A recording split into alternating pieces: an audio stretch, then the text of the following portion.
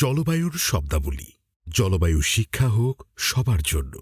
গ্রিনম্যানের একটি উদ্যোগ। জলবায়ুর স্থিতিস্থাপকতা বা ক্লাইমেট রেজিলিয়েন্স। জলবায়ু স্থিতিস্থাপকতা বলতে বোঝায় জলবায়ু পরিবর্তনের প্রভাব মোকাবিলা করে পরিবেশ, সমাজ ও অর্থনীতির দীর্ঘমেয়াদী টিকে থাকার সক্ষমতা। বন্যা, খরা, ঝড় ও তাপপ্রবাহের মতো দুর্যোগ ক্রমেই বাড়ছে। তাই আমাদের এমন ব্যবস্থা নিতে হবে যাতে আমরা এসব পরিবর্তনের ধাক্কা সামলে নিতে পারি এবং দ্রুত স্বাভাবিক অবস্থায় ফিরে যেতে পারি।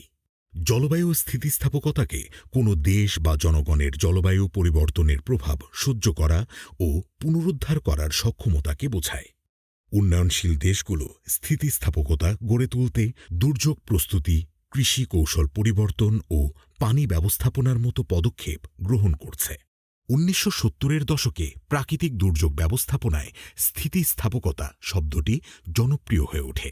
১৯৯২ সালে জাতিসংঘের জলবায়ু পরিবর্তন সংক্রান্ত কাঠামো কনভেনশনে UNFCCC-তে এটি আলোচনায় আসে এবং ২০১৫ সালের প্যারিস চুক্তির মাধ্যমে এর গুরুত্ব আরও স্বীকৃতি পায়।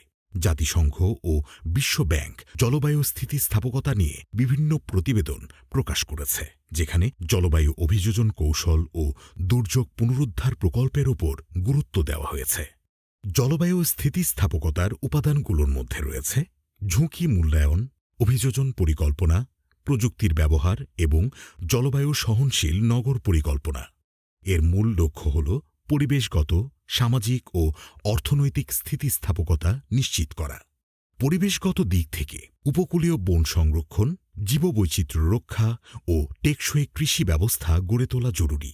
সামাজিক দিক থেকে দুর্যোগ সহনশীল অবকাঠামো নির্মাণ ও সচেতনতা বৃদ্ধি প্রয়োজন। আর অর্থনৈতিক স্থিতিস্থাপকতার জন্য নবায়নযোগ্য শক্তিতে বিনিয়োগ বাড়ানো দরকার। এই ক্ষেত্রে কিছু বড় চ্যালেঞ্জ রয়েছে, যেমন অর্থায়নের অভাব, রাজনৈতিক সদিচ্ছার ঘাটতি, জনগণের মধ্যে সচেতনতার অভাব এবং কার্বন নির্গমন হ্রাসে ধীর গতি। ভবিষ্যতে সবুজ অবকাঠামো তৈরি, জলবায়ু অর্থায়ন নিশ্চিত করা ও স্থানীয় জনগণকে সম্পৃক্ত করার মাধ্যমে স্থিতিস্থাপকতা বাড়ানো সম্ভব। উদাহরণ হিসেবে বলা যায়, বাংলাদেশে উঁচু বাঁধ ও সুপেয় পানির ব্যবস্থা গড়ে তোলা হচ্ছে, যাতে ঘূর্ণিঝড় ও লবণাক্ততা মোকাবিলা করা যায়। একইভাবে শহরগুলোতে পরিবেশ বান্ধব স্থাপত্য তৈরি করা হচ্ছে, যা তাপপ্রবাহ কমাতে সহায়তা করবে।